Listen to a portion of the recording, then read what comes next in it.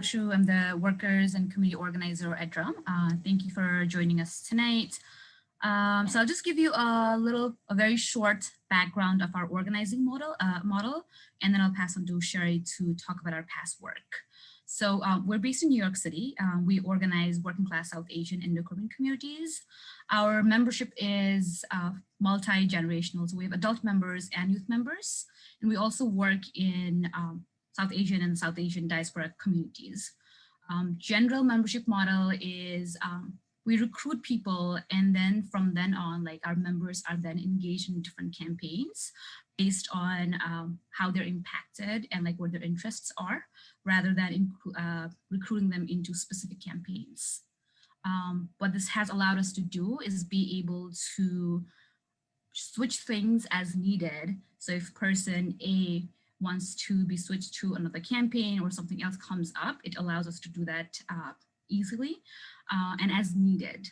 One example I can give is of we're fighting for funds for excluded workers in New York State, and we've been able to create an entire committee that comprises of our membership from different bases. We have 4 membership bases in western part of Queens, South Queens, in the Bronx and in Brooklyn. Our membership has at least 5 to 6 languages. Folks speak more than that, but generally our membership meetings, when we run meetings, they have to be like interpretation for like 5 to 6 languages. It does make things a little complicated. However, we've been able to manage so far. We are multi-ethnic and we have folks from like different nationalities as well. With that said, the past work that Fahad talks about, I'm going to pass on to our member leader, Sherry, also our past worker, to give you all the details. To you, Sherry. Thanks, Anshu. Hi, folks. My name is Sherry, drum member / leader. So before the pandemic, we had the census came out, and we had plans like to do outreach to get to folks. But unfortunately, the pandemic happened, and we were not able to go follow out with our original plan. So we tried to do reach folks over the phone with the census, have them try to fill out the census, but that wasn't very successful either. So then we decided to plan and brainstorm and figure out how we were going to be able to get to folks and how to deal with everything all the crisis that was happening. So we were able to come up with the past calls where we had our members reach out, make phone calls to call other members to reach out to folks, where we were able to get to reach a lot of people to fill out the census around political conversations about everything that was happening. So sorry guys, I'm a little nervous. So we were able to have folks, like so many things that was happening that was not okay when the pandemic first started.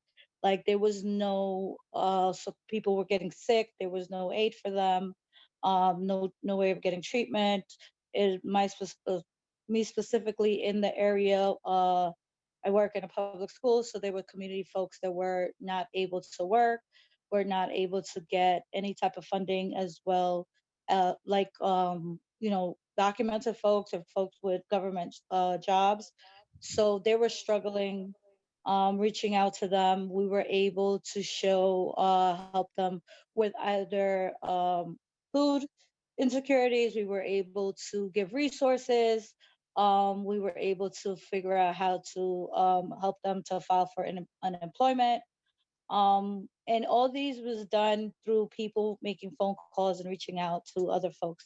Also, we were able to, we was having conversation like, why is it that it's happened? A situation like this is happening in one of the richest country in the world, that people were starving, people were dying, people weren't getting any type of aid. So we were able to do work on the Excluded Workers Fund, where we demand the state to create funds for excluded workers, which included mostly undocumented workers. We were able to work on housing bills, with working, uh, sorry, working with the Housing Justice for All. We were able, coalition to pass bills for rent and cancel rent and evictions.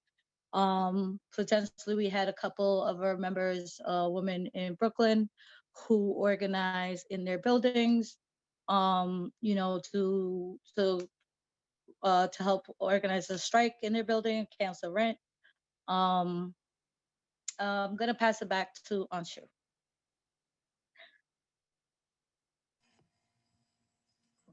Next slide, please. Okay, so let's just go over the number of calls, or like the number details of how many people were able to reach. So within our membership in 4 different geographic regions, we're able to have 70 members trained who were making calls to not just drum members, but also to their community members, like Sherry said. And in those conversations, what people were talking about is making sure that folks had PPE with them or knew what the safety guidelines were. Safety was like the main portion of making calls and of the campaign itself.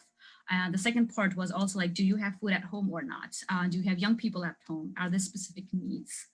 And the last part was also, like Sherry mentioned, getting people to engage in campaigns, but also being able to figure out where our community is and getting people to understand that this is not normal, right? Our people having to suffer and like not have any resources, any needs met is not normal. So what do we do about it as a community? So the past workers, 70th drum members who were trained were able to move conversations in that way. And those folks who they were calling initially, they were also in past phase 2 right now. They're also engaged in the campaign. Yes, thank you. Next slide, please. I'll just numbers. So we made a little over 13,000 calls since I'd say April to when we started doing the past phase 2, which was October. We're able to get more context through those people we were calling in the community, building on our contact lists. About over 2,000 folks, new people, were interested in being a part of Drum and organizing. We're able to also do, so like Sherry mentioned, we're also doing census work. We tried a different method than we initially planned because we couldn't go outside. The people we had called of the 94% of the people we had called were interested in census and had said that and committed to completing census versus the city that has so much resources. They were only able to get 60% of the people to fill out the census. Likewise, we also made sure that we were providing food resources, we're giving out groceries. We did focus on making sure that we gave it to our members first, and then we were connecting community members if they had needs to other mutual aid groups. If you could scroll that a little bit. So 40 plus of our members were engaged in doing those deliveries themselves. Next slide, please. Okay, so I mentioned a little bit about the fight that we're fighting, a campaign that we're involved in to get benefits for funds for workers that are excluded. Because of past campaign, we're able to engage a lot of our community members, and I would say that specifically for the new Nepali adult membership base that has grown during this pandemic, and for our Punjabi base in Punjabi speaking Sikh Punjabi base in South Queens, folks have been like able to engage in the campaign a lot, not just rallying, not just taking but the political engagement. They have been reaching out to community members, thinking about, okay, this is what I found in the community. So-and-so does not have documents. So-and-so person can be a part of the campaign. Sure. If you could slow down, please. I'm sorry. Okay, thank you. Okay. Similarly, okay, I'm not going to talk about the housing one. Sure, you mentioned that. Sorry. Almost time, Anshu. Okay. Okay, then let's do next slide. I'll just talk. Thank you. So I think the 2 lessons that we want to share is base building part, we were able to figure out in different geographies, like where we need to focus and how do we recruit people and engage them. And that happens simultaneously with past work. Another part is leadership development of drum members who are engaged in the initial phase of past campaign. And they were able to make decisions on their own, lead meetings on their own. And it was very different from like what we're used to do and like we do in other parts of the work. It was very, very members and leaders led than like organizers guiding or supporting. It happened at times, but it was mostly just past workers uh, building with the community and within Drum. And I'll pass back to Fahad.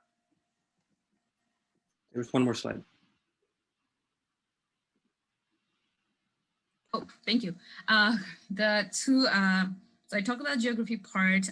Another around what we were able to figure out is how do we balance between services, mutual organizing? We were able to identify the needs of our community. We were able to identify what is required to be able to move folks. And then thinking about, okay, so do we provide mutual aid support to all our community members, which did not seem feasible. And also like we wanted to focus on organizing. So we connected people to different resources through the campaign work based on what they needed. So for information or for food, we'd connect people to different resources.